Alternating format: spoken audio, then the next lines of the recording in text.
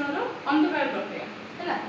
अंधकार प्रक्रिया कोन आलोक शोषण प्रक्रिया सरीबार संगे संगे ही स्टार्ट होची अंधकार प्रक्रिया आ आलोक शोषण प्रक्रिया रे कोन उत्पन्न होतिला आलोक शोषण प्रक्रिया रे साधारणतः एनएडीपी एच उत्पन्न होतिला आ कोन एटीपी एनएडीपी एच टा कोड उत्पन्न होतिला एनएडीपी प्लस रु एटीपी कोड उत्पन्न होतिला एडीपी रु एटीपी उत्पन्न होतिला ए एनएडीपी एच आ एटीपी मिसे के कोन करथिले आलोक शोषण रो आलोक प्रक्रिया को संपादन करथिले आलोक शोषण रो आलोक प्रक्रिया को वर्तमान आम पाखरे की अछि एनएडीपी एच अछि एटीपी एमाने जे जन अछन वर्तमान पाखरे हम देखिबा ए अंधकार प्रक्रिया रे एमाने जे जन काम कोन आ अंधकार प्रक्रिया रे केमिति हमें होछ सेटा देखिबा देखो आलोक उपरे अंधकार प्रक्रिया निर्भर करी न थाए आलोक उपरे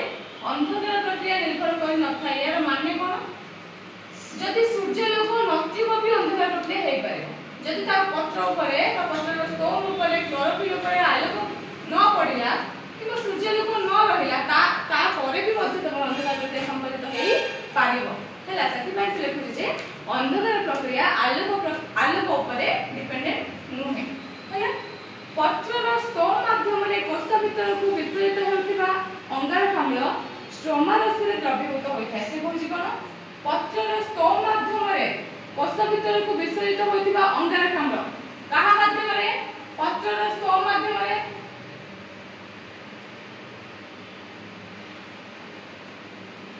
जदि एटा स्तंभ हैला स्तंभ भीतर को कोन आस्तिला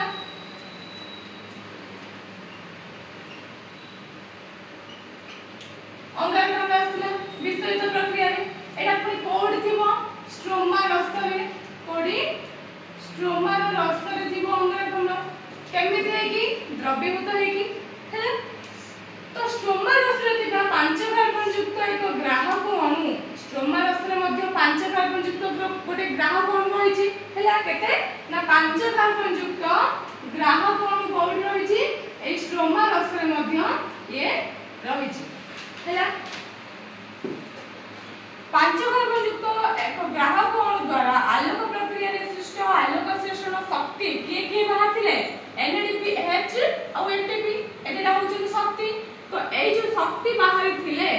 से कहछि एहा को उपयोग करिकि 5 कार्बन युक्त ग्राहक अणु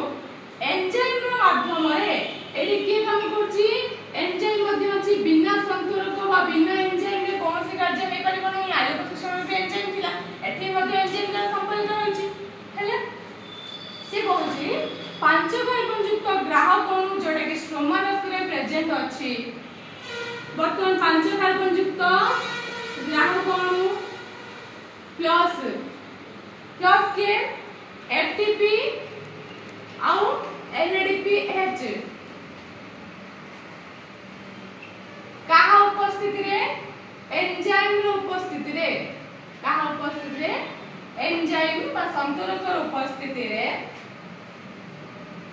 ए जो कार्बन टाकू विबंधित करछले कोन करछली विबंधित करछले एही जैविक क्रिया द्वारा 2-3 कार्बन युक्त शर्करा तैयारी हुए ए जो विबंधित हैला परे 2-3 कार्बन युक्त शर्करा तैयारी होछि 2-3 कार्बन युक्त शर्करा तैयारी होछि कोन होछि प्रथमे आलोक शोषण प्रक्रिया रो आलोक प्रक्रिया रे हम कोन मिलथिला दीरा शक्ति मिलथिला गोटे एनएडीपी एच आ गोटे एटीपी मिलथिला वर्तमान एनएडीपी एच और एटीपी ऑलरेडी कोडी जे स्ट्रोमा रे छंदी हम पाखु शक्तिरा मिल जाछि जेतु से स्ट्रोमा रे रस रे मध्ये कोन छि अंगारकाम्ल के कभी उठाई के अछि आ कोन अछि ता भीतर एंजाइम भी अछि वर्तमान 5 कार्बन युक्त ग्राहक अणु से वर्तमान कोन करछि विबंधित होछि काहा उपस्थिति रे एंजाइम उपस्थिति रे काहा को विबंधित करछि 5 कार्बन युक्त ग्राहक अणु आ एटीपी और एनएडीपी एच को विबंधित करछि ता द्वारा कोन उत्पन्न होछि रे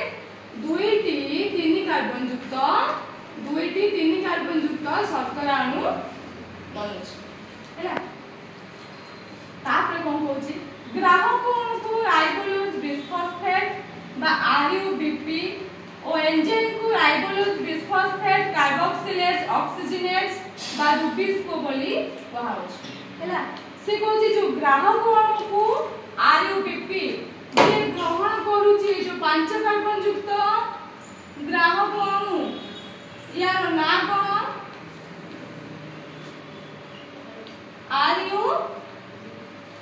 आरयूबीपी हैला 5 कार्बन युक्त ग्राहक अणु वर्तमान कोन आरयूबीपी आ एंजाइम ता जो यार काम करै जो एंजाइम ए एंजाइम ता को कोन कहौची रुबिस को हैला जो एंजाइम में क्रियाशील अछि ताकि कोन रुबिस को हैला वर्तमान राइबोलोज बिसफॉस्फेट के हैला ग्राहक कोन हैला वर्तमान एंजाइम रो ना कोन हैला रुबिस को बा राइबोलोज बिसफॉस्फेट कार्बोक्सिलेज ऑक्सीजनेज बा रुबिस को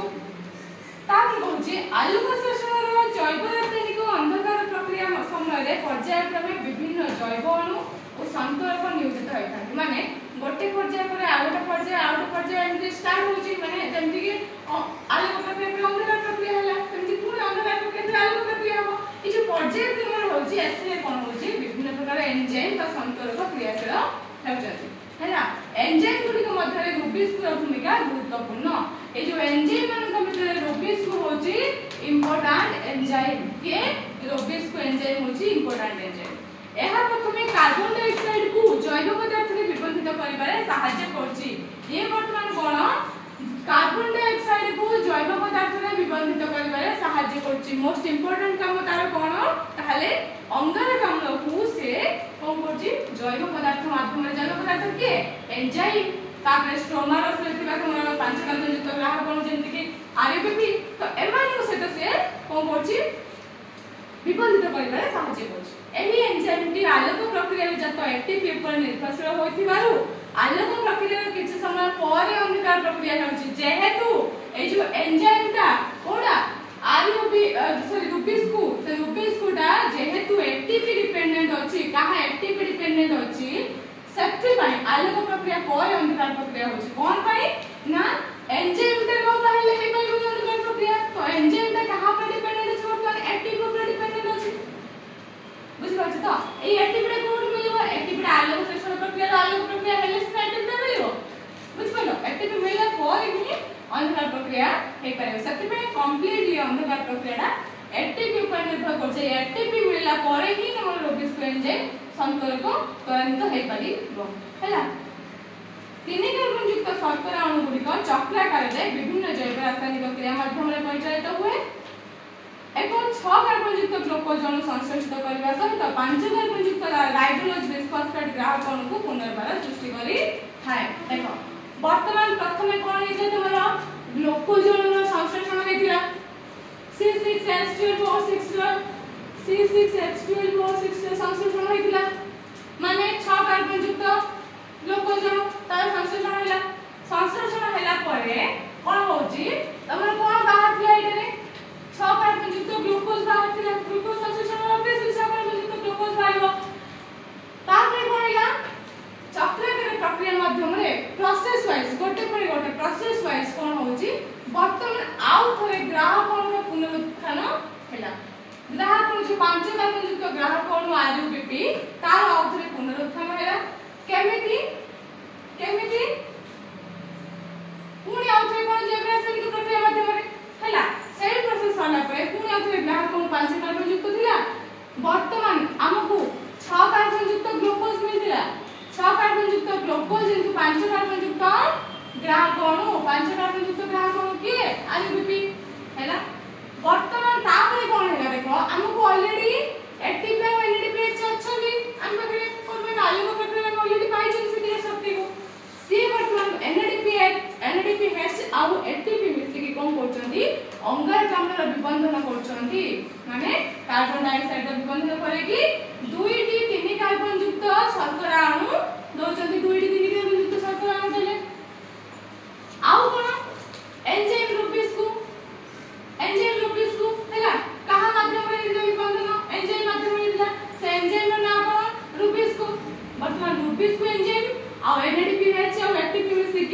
अंगारकाम्ल विबंधन करेले 2-3 कार्बन युक्त शर्करा अणु मिलला हैला आउ कोन मिलछ सेठी